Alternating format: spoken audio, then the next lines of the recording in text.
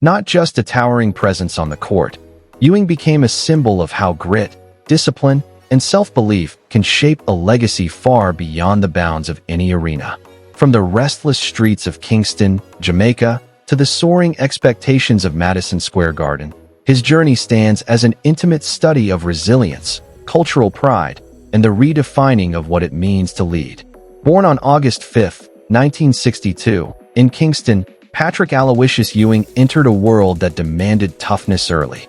The fifth of 7 siblings in a hard-working Jamaican family, he was raised by Carl, a welder, and Dorothy, a domestic worker who emphasized diligence and faith. While soccer and cricket filled his childhood days, it was the introduction to basketball, through flickering glimpses of American broadcasts, that lit a spark inside him. When the Ewing family immigrated to the U.S. in 1975 and settled in Cambridge, Massachusetts, Patrick was just 12. What he lacked in experience, he made up for in raw determination and a physicality that could not be ignored. Standing 6 feet tall by 8th grade, Ewing quickly stood out. At Cambridge Rindge and Latin High School, he dominated both ends of the court, averaging 21 points and 14 rebounds his senior year.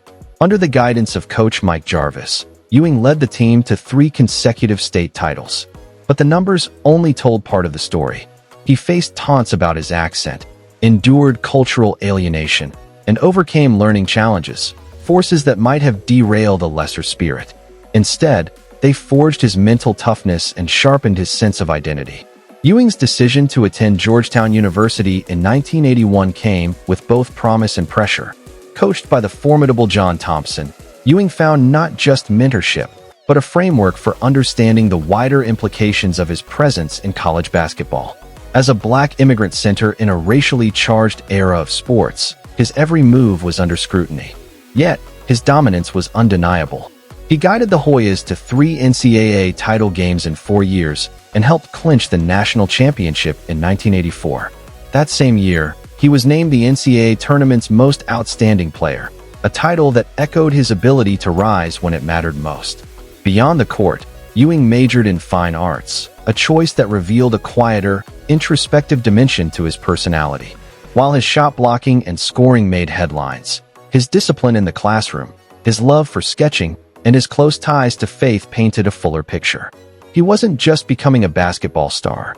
He was shaping himself into a multidimensional figure rooted in values passed down by his mother. When the New York Knicks selected him as the first overall pick in the 1985 NBA draft, the first ever NBA lottery pick, Ewing entered the league amid immense fanfare. Injuries limited his early seasons, but by the late 1980s, he had established himself as one of the most dominant centers in the game. His 1989-90 season saw him post staggering averages: 28.6 points, 10.9 rebounds, and 4.0 blocks per game. For Knicks fans, he became more than just a franchise player. He was the hope of a city yearning for revival. Throughout 15 seasons with the Knicks, Ewing built a legacy through tenacity. He never secured an NBA championship, falling just short in the 1994 finals. But his contributions cannot be measured solely in titles. He left Madison Square Garden having scored 24,815 points, 25th all-time, grabbed 11,607 rebounds, and tallied 2,894 blocks, ranking 7th in league history. 11 All-Star appearances, 7 All-NBA selections, and 3 All-Defensive Team honors reflected his consistency and elite skill set. More significantly, he elevated the standard for modern big men with his soft mid-range jumper, impeccable footwork, and defensive prowess. Yet, the highs of Ewing's career were not without cost. The 1990s were marked by fierce physical play and brutal media pressure. A 1991 knee injury and a wrist fracture in 1997 sidelined him for significant stretches, but even in recovery, Ewing never seemed far from the spotlight. Fans and critics alike debated his effectiveness in big moments. His 46.3% shooting in the 1994 finals often cited, but his playoff rebounding numbers, 10th all-time, underscore a level of effort that went far beyond the box score. Off the court, Ewing's story was equally layered. He married Rita Williams, and together they had 3 children, including Patrick Jr., who would go on to play professional basketball himself. After their divorce in 2000, Ewing kept a strong presence in his children's lives, showing that fatherhood, too, was part of his enduring character. Ewing's identity as an immigrant remained central to his journey. Despite his NBA success, he never forgot his roots. His philanthropic initiatives through the Patrick Ewing Foundation, established in 1990, have supported youth in both New York and Jamaica, offering scholarships, sports camps, and mentorship programs. In 2024, he spearheaded a $200,000 renovation of Kingston's Sabina Park basketball courts, a symbolic gesture that linked his beginnings to his legacy. His post-playing days reflected a desire to shape the next generation. After assistant coaching roles with the Wizards, Rockets, Magic, and Hornets, Ewing returned to Georgetown in 2017 as head coach.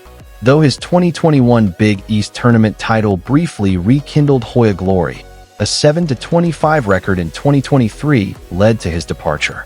Rather than retreat, Ewing transitioned back to the NBA, joining the Knicks coaching staff in 2024, a full-circle moment that underlined his enduring connection to the franchise and its fans. In recent years, the public's appreciation for Ewing has only grown. The 2023 Netflix documentary The Center drew millions of views, rekindling admiration for his stoicism and grit.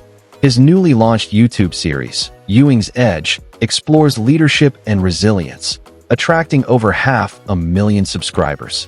Meanwhile, a revived Nike partnership saw the return of the Ewing 33 High sneaker, with 50,000 pairs sold in 2025, a testament to his cultural staying power. Despite his success, Ewing remains grounded. His social media channels, filled with jazz and reggae playlists, family photos, and reflections on faith, present a man who values balance and introspection. "My game was my fight, but my heart was my home," he shared in a 2025 TNT interview, referencing the many court battles he endured while remaining rooted in the values that defined him.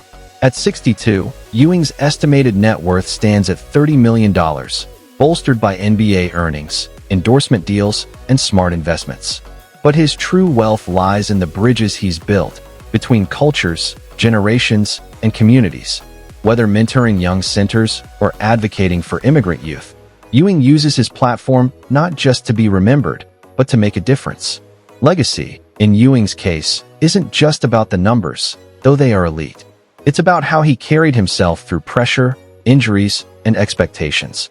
It's about the quiet resolve behind his stoic game face, the unwavering sense of duty to his family, and the pride he continues to show for his Jamaican heritage.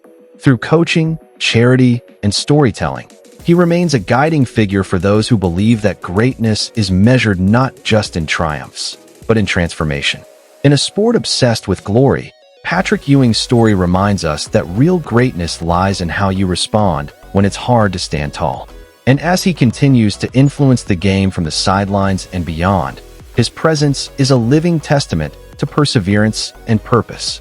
Whether you knew him as the shot-blocking titan, the Georgetown Warrior, or simply as Pops, his impact is etched not just in stats or banners, but in the hearts of those he's inspired to rise.